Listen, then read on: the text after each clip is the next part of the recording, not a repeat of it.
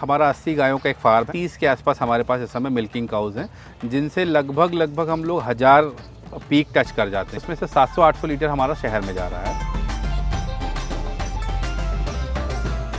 बाकी जो भी एक्स्ट्रा मिल्क होता है, घी है, दही है, पनीर है और मट्ठा है, उस पे हम लोग काम कर रहे हैं। मैंने पहले 3 गाय लाया था, उसके बाद फिर 5, लगभग 2-3 महीने के अंदर में मेरे पास यहाँ पर 11 अडल्ट काउस थी और 3 हमारे पास हीफर्स थी। वहाँ से हम लोगों ने इसको शुरू किया। तो पहले दिन मुझे याद है, आज भी 6 लीटर दूध हमने सेल किया था सिर्फ, और जो पहला दूध हमने सेल किया था वो 42 रुपये पे सेल किया था। आज हम 70 रुपये पे सेल कर रहे हैं।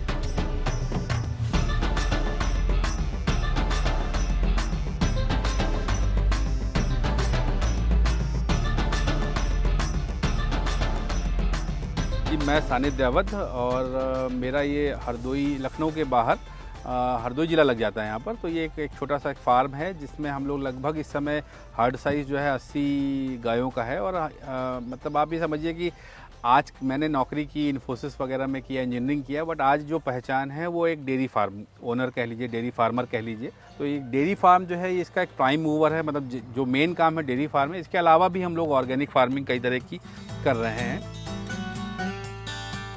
में गिर और एचएफ और जर्सी, मूलतः 3 नस्ल पे हम लोग काम कर रहे हैं। और लगभग आप ये समझिए 80 गायों से, जिसमें से कि ज़्यादातर अभी हमारे पास इस समय हीफर्स हैं, क्योंकि हम लोग नए ब्रीड पे लगातार काम करते हुए इस समय लगभग 20 से 25 इस बार हमारे पास हीफर्स हैं।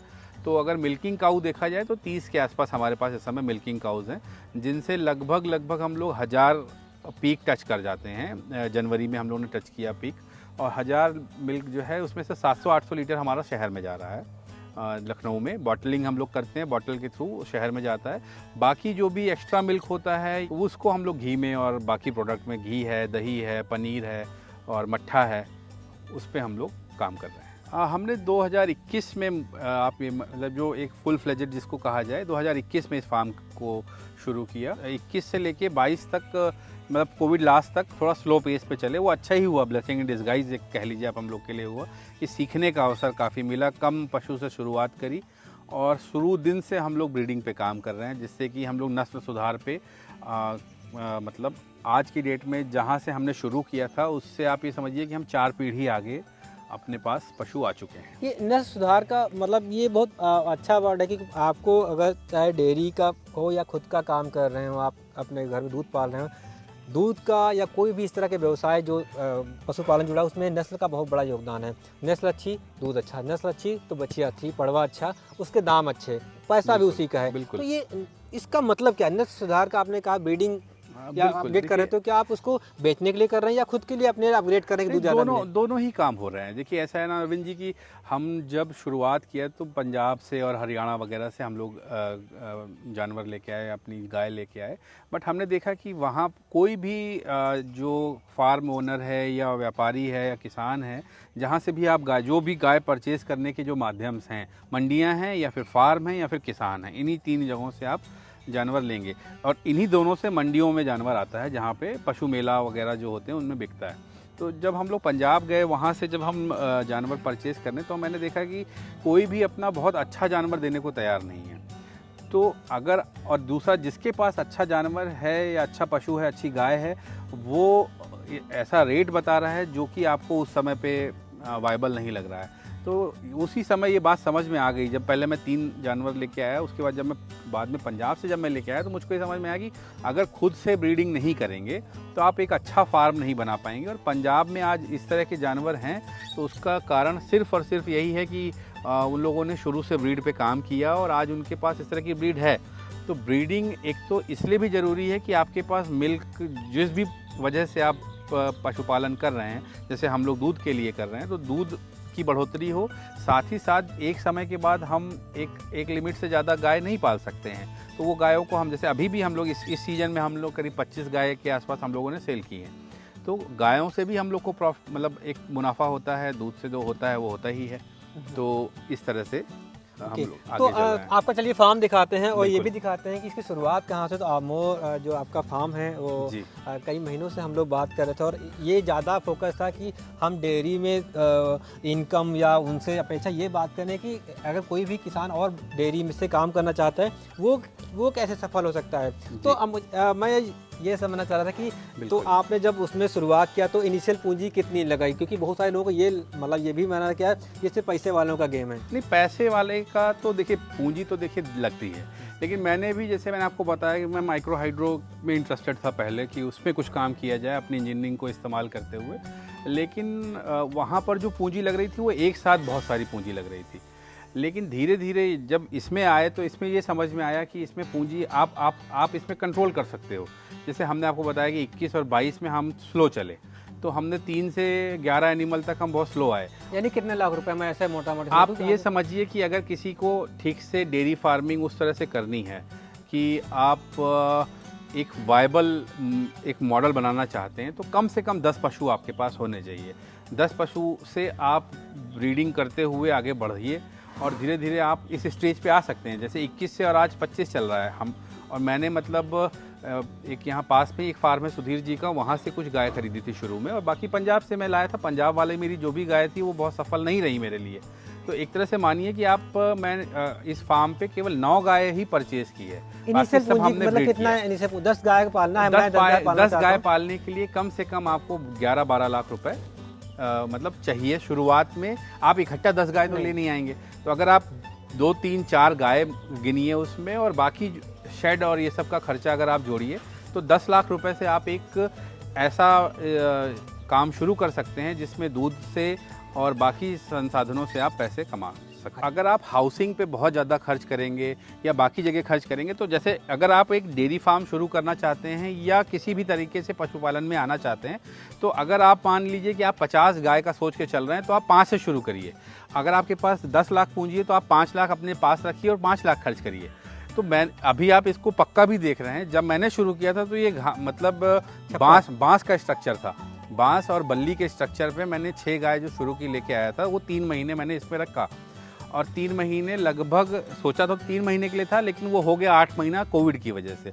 तो 8 महीने हमने इसमें गाय रखी और इससे हमने लॉजिस्टिक गाय का सीखा, मतलब किस तरीके से गाय के क्या खान पान हो सकता है, फीडिंग क्या है, बाकी जो मैनेजमेंट है वो हमने यहाँ पर सीखा। और जब एक कॉन्फिडेंस आया तो तैयार हुआ ये। हाँ, तब फिर कुछ सरकारी मदद ली, लोन वगैरह लिया और फिर इस तरीके से इस पे कुछ पैसा खर्च करते करते आज आप जो देख रहे हैं वो मतलब पिछले 5-6 सालों में थोड़ा थोड़ा करके लगाया हुआ समझ के, सीख के, हार के, जीत के वो है। नहीं, बिल्कुल बिल्कुल बहुत मतलब कई तरह के नुकसान भी उठाने पड़े। जैसे खुदा मतलब एक मैं कहूँगा टचवुड की अभी तक हमारे यहाँ मतलब देखिए वो ट्रेजेडी नहीं, हाँ, मतलब कोई गाय का ट्रेजेडी टचवुड नहीं हुआ। एक बच्चिया ज़रूर थी जो शुरू में ही उसको चोट वोट लग गया था तो दिक्कत हुआ था। बट वैसे अगर देखेंगे तो इस तरीके से हम लोग जो चल रहे हैं, अगर आप धीरे धीरे चलेंगे, जैसे ही आपको कॉन्फिडेंस आए और आपके पास पूंजी है तब आप बढ़िए। लेकिन अगर जैसे शुरू में ही आप प्रोजेक्ट सोच के या कंपनीज़ के या कंसल्टेंसीज़ के उसके चक्कर में आके कि किसी ने आपका देख लिया कि आपकी पॉकेट कितनी डीप है, तो वो आपके जेब से पैसा निकाल के ले जाएगा। मतलब उस तरह का लोग हैं मार्केट में। पहले आप समझिए अपने मार्केट समझिए, कि आप 50 गाय 100 गाय रख लीजिए और ये करिए। आप इसीलिए देखेंगे कि बहुत से लोग ज़्यादातर बोलते हैं कि डेयरी फार्म बंद हो जाता है। वो बंद होने का कारण ये है कि पॉकेट में पैसा नहीं रहता है, आप पहले ही बहुत कुछ लगा चुके होते हैं। साथियों, ये मुद्दा मैं इसलिए भी बराबर पूछ रहा था और आपको समझाना भी चाह रहा था, क्योंकि आपने देखा होगा कि उत्तर प्रदेश में बहुत महत्वाकांक्षी योजनाएं थी कामधेनु नाम से, लेकिन वो बंद हो गई। वो बंद क्या हुई, कुछ करोड़ों रुपए खर्च हुए, क्योंकि बहुत सारे लोगों ने 100-100, 200, 500 गाय एचएफ जर्सी खरीद लिया, लेकिन उनको मैनेजमेंट नहीं पता था। उन्होंने 3 गाय नहीं खरीदी, 300 गाय खरीदी या 50 गाय खरीदी, और उसका नुकसान ये हुआ कि डेयरी फार्म बंद हो गए। अभी जैसे कि हम इनसे बात कर रहे हैं, कई 1 साल से हमारी 6-7 महीने हमारी लगातार बात भी हो रही कि हम क्या ऐसा वीडियो हमारा है, हमारा आप चल के कभी देखिए या कहीं हम बात करिए, मैं आना चाहता चलिए आप ब्रीडिंग कैसे करते हैं। तो क्या ये धीरे समझने की मतलब स्लो लर्निंग प्रोसेस है और समझ के काम करेंगे तो ही आपको इसमें। दूसरा क्या है कि दूध निकला तो आपने जो भी 1000-1200 लीटर दूध निकला वो तो यहाँ गया ही, शहर के नज़दीक है, इतना दूर भी नहीं कि ना जा सके। फिर क्या है कि आपको थोड़ा प्रोसेसिंग में जाना पड़ेगा। बिल्कुल मतलब हम लोग जा रहे हैं धीरे धीरे। जैसे आप यही समझिए कि जैसे मैंने आपको बताया कि शुरू के 6 महीने में ही कोविड आ गया था जब हम लोगों ने काम शुरू किया, और उसके बाद क्या हुआ कि आप ये समझिए कि हमको 3 महीने लगे थे सिर्फ शुरू के। अच्छा। मतलब नवंबर 2020 में मैं पहली गाय यहाँ लेके आया हूँ, और 21 की फरवरी में हम लोग रिटेल करने लगे थे। तो पहले आप ये समझिए हमारे पास केवल 30 लीटर दूध होता था जिसको हमें रिटेल करना होता था, और उस रिटेल वाले दूध को एक हम बाइक में बैग रख के और हम अपने स्टाफ के साथ यहाँ से लखनऊ जो है वो 40 किलोमीटर है, तो 40 किलोमीटर लखनऊ हम लोग इसको लेके जाते थे दूध को। और आज हम लोग 800 लीटर दूध ले जा रहे हैं, तो आज हमने इस अपने पिकअप के थ्रू ले जा रहे हैं। पहले दिन मुझे याद है आज भी 6 लीटर दूध हमने सेल किया था सिर्फ, और जो पहला दूध हमने सेल किया था वो 42 रुपये पे सेल किया था, जो हम शहर ले गए थे। आज हम 70 रुपये पे सेल कर रहे हैं। तो ऐसा नहीं है कि जो भी चीज़ आप सोचेंगे वो होने लगती है। तो मुझे लगा कि दूध की क्वालिटी अगर अच्छी होगी तो आदमी हाथों हाथ लेगा, इसमें बेचने की ज़रूरत नहीं है। लेकिन जब हम लोग ऐसा है नहीं, जब हम लोग लेके गए अपार्टमेंट्स में, हमारे स्टाफ के लोग, मैं खुद, हम लोग पम्पलेट लेके खड़े रहते थे। मैंने एक बाद में एक प्रयोग किया, एक ATM लगाया, और एक मल्टी स्टोरी, कई सारे टावर्स हैं गोमती नगर के पास में, वहीं पे हमने टावर लगाया। लोग नीचे उतर के नहीं आ रहे थे दूध लेने के लिए। तो ये समझ में आया कि किसी को आपके शॉप पे आके, आपके प्लेस पे आके कोई अब दूध नहीं लेगा, सबको घर में चाहिए। तो फिर हम लोग बॉटल, पहले ये था कि हम कुछ बॉटल्स पे रहेंगे और हम ATM या अपने आउटलेट के माध्यम से दूध सेल करेंगे, बट वो हम नहीं समझ में आया। तो वहाँ पे एक लर्निंग हुई कि आपको घर पे ही जाना पड़ेगा। तो फिर हमने बॉटलिंग को ही अपना फाइनल वो करा, और फिर आज की डेट में हम लोग सबके घर पे सुबह सुबह दूध हमारा जा रहा है। कितने लोगों को आपके यहाँ से रोजगार मिला हुआ है, और दूध कैसे पहुँचता है? मतलब कोई दूध लेना चाहे तो क्या करना होगा उसको? देखिए, एक तो हमारा मोबाइल नंबर है 9838204786, ठीक है। इसके व्हाट्सएप पे आप इंक्वायरी कर सकते हैं। ऐप है हमारी गूगल प्ले स्टोर पे, आमोर फार्म के नाम से ही। दूसरा, हम वेबसाइट में अवेलेबल हैं, फेसबुक, इंस्टा, जो भी आज की डेट के जितने भी आप लोगों से जुड़ने के जो भी जरिए हैं, उन सब जगहों पे हम लोग उपलब्ध हैं। और जो दूध हमारा है, सुबह सुबह यहाँ 3 बजे मिल्किंग होती है, और 3 बजे मिल्किंग होने के बाद सारा दूध जो है वो चिलर में जाता है, चिल होता है। चिल होने के बाद बॉटल होता है, बॉटलिंग होने के बाद हम उसको पैक करते हैं बैग्स में, और इस पिकअप के थ्रू वो शहर जाता है, और वहाँ हमारे डिलीवरी बॉयज़ हैं जो अलग अलग एरिया में उस दूध को लेके जाते हैं। वो बॉटल कस्टमर को देते हैं, और जो खाली बॉटल है वो कलेक्ट कर लेते हैं। तो इस तरीके से हम लोग, दूध तो इस तरह से जा रहा है। उसी समय जो दूध ले रहे हैं कस्टमर, उन्हीं को कभी दही की रिक्वायरमेंट है, या छाछ की, मट्ठे की रिक्वायरमेंट है, घी की रिक्वायरमेंट है। तो उन्हीं लोगों ने हम लोगों को पुश किया कि जब आप इतने दिन, जैसे अब हम लोग के पास 2021 से जुड़े हुए कस्टमर्स हैं, तो उन्होंने बार बार किया कि जब आपके पास दूध इतना अच्छा है तो आप घी ये क्यों नहीं देते हैं, वो क्यों नहीं देते हैं। तो धीरे धीरे करके अब हम लोग प्रोसेसिंग में आ रहे हैं। तो आज की डेट में हमारे पास दही है, अपना पनीर है, मट्ठा है, और घी तो सबसे पहले हम लोगों ने शुरू किया, क्योंकि डेयरी पे जो भी दूध हमारा बच जाता था, क्योंकि फार्मिंग में क्या है कि गाय एक समय पे बहुत ज़्यादा दूध देगी, और हम लोगों की कोशिश होती है कि ज़्यादातर बच्चे हमारे, जो ब्रीडिंग सीज़न जिसको डेयरी में बोला जाता है, वो अक्टूबर से लेके और जनवरी फरवरी तक ही होता है। ये आप समझिए कि अभी हमारे पास इस समय 5 गाय हैं जो प्रेग्नेंट ब्लॉक में हैं। तो ये 5 अभी फरवरी मार्च में बच्चा देके हमारा सीज़न ये ख़त्म हो जाएगा।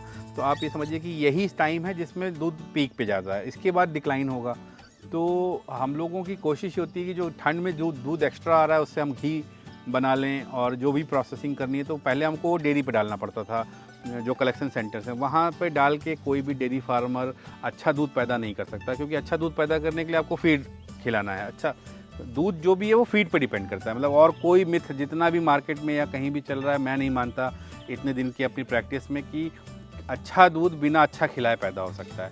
गाय से या उसकी ब्रीड से आप कम ज़्यादा उसको कर सकते हैं, लेकिन पोषण जो है वो कितना लोकलाइज है। जैसे अब आप ये समझिए, हम लोग लगभग 70 to 80% जो गाय खा रही है वो हम खुद उगा रहे हैं। केवल जैसे मान लीजिए कपास की खल है वो हम नहीं उगा सकते हैं, बिनौला खल है वो यहाँ नहीं हो सकती है। आप उगा रहे हैं, आपके आसपास किसान उगा रहे हैं? नहीं, अब कपास यहाँ होता ही नहीं, कपास कर्नाटक। हाँ, बाकी चीज़ें हैं। नहीं, बाकी चीज़ों में मतलब जैसे अब मक्का है, वो इतना वॉल्यूम में हम लोगों को ज़रूरत पड़ती है कि वो हमारे पास किसान है। लेकिन जैसे मान लीजिए भूसा है, भूसा हम अपना खुद उगा लेते हैं। तो अब भूसा हो गया, सरसों हो गया, जैसे खल चाहिए हमको, तो खल हम अपनी उगा लेते हैं, सरसों उगाते हैं, सरसों का तेल हम अपने कस्टमर को दे देते हैं और खल अपने यहाँ गायों का इस्तेमाल हो जाता है। तो एक सस्टेनेबल मॉडल बनाने की कोशिश की है कि गाय से जो कुछ निकल रहा है वो खेतों में चला जाए या कस्टमर के पास चला जाए, और खेतों से जो निकल रहा है या तो गाय के पास चला जाए या कस्टमर के पास चला जाए। अच्छा, बहुत सारे जो हमारे युवा किसान हैं, कई सारे जो शहर के लोग भी हैं, वो डेयरी फार्मिंग में आना चाहते हैं, 2 4 5 गाय पालना चाहते हैं। क्या वो अगर चाहें इस तरह समझना कि उनको कई बार उनके पास मॉडल नहीं होते हैं देखना, क्योंकि बड़ी जगह जाते हैं तो फिर बहुत सपने दिखाए जाते हैं, कंसल्टेंसी बहुत बड़े बड़े सपने दिखाती है, लेकिन वो जहाँ पे देख सकें वो आके देखना चाहें तो बिल्कुल हम लोग, बल्कि जैसे कई बार क्या होता है कि आपसे आज मैं मान लीजिए आज हम लोग बात कर रहे हैं, इससे पहले हमारा अपने माध्यम से अपने व्हाट्सएप पे या यूट्यूब के हमारा जो अपना एक स्थान है, चैनल है, जिसको उस पर आके कमेंट करके लोग बोलते हैं कि आना है, ट्रेनिंग करना। ट्रेनिंग जैसी चीज़ मैं नहीं मानता कि इस सब चीज़ों में बहुत कोई कारगर है, क्योंकि रोज़ नया चैलेंज आ रहा है। आप आइए, आपका स्वागत है। जिसको भी सीखना है, जो मुझे आता है वो जब जब दिक्कत है फ़ोन करिए, मैं उस पर जो मुझे आता है मैं रिस्पॉन्ड करता ही हूँ। मतलब कभी बिजी है, फ़ोन नहीं उठा पाया तो कॉल बैक कर लिया, लेकिन यहाँ आना स्वागत है। लेकिन ट्रेनिंग से बहुत सफल ट्रेनिंग एक कमर्शियल वर्ड है, उसकी ज़रूरत नहीं है आप कह रहे हैं, लेकिन आप यहाँ आके देख सकते हैं कैसे दूध निकाला जा रहा है, कैसे पोषण किया जा रहा है, कैसे साफ़ सफाई रखी जा रही है, क्योंकि हेल्थ हाइजीन ये बहुत इंपॉर्टेंट है। एक और बड़ा सवाल है, वो अक्सर उठता है जब हम इस तरह के सेटअप की बात करें तो लोगों को लगता है कि यहाँ पे सिर्फ मतलब कि गाय पाली जा रही है और जो बछड़े हो रहे हैं जी, है ना, उनको कहीं निपटाया जा रहा है। क्या ऐसा है या फिर कुछ क्या तरीका अपनाते हैं आप लोग? ऐसा है ना, ये प्रकृति का मसला है इसमें। अगर मान लीजिए, देखिए सबसे सही प्रैक्टिस तो ये है कि हम लोग सेक्स सीमन इस्तेमाल करें। सॉर्टेड सीमन आ गए हैं मार्केट में, जो कि बहुत ही नॉमिनल कॉस्ट पे भी उपलब्ध हैं। अब जैसे हम लोग ब्रीड कर रहे हैं, हमें पता है कि हमारी ये गाय जो है इसने साल में हमको 10,000 लीटर दूध किया है, तो इस पे किस स्तर का सीमन हम लगाएंगे जिससे कि जो आने वाली पीढ़ी हमारे यहाँ हो वो उससे बेहतर हो। तो हम लोग पीढ़ी दर पीढ़ी सीमन सिलेक्शन करके अपने यहाँ पर कोशिश कर रहे हैं कि चीज़ें और बेहतर हो। अब उसी सीमन सिलेक्शन में आता है कि सेक्स का सिलेक्शन, यानी बछिया कि आप बछिया पैदा करना चाहते हैं कि बछड़ा। अब सीधी सी बात है, बछड़े का कोई इस्तेमाल नहीं है आज की डेट में, ना तो कॉमर्शियली इस्तेमाल है, ना ही आप खेतों में इस्तेमाल कर सकते हैं, ना ही वो दूध दे सकता है। तो आप उसको क्यों पैदा करना चाहेंगे? तो हम लोग अपने यहाँ कोशिश करते हैं कि सारे जो है सॉर्टेड सीमन से ही बच्चे पैदा हों।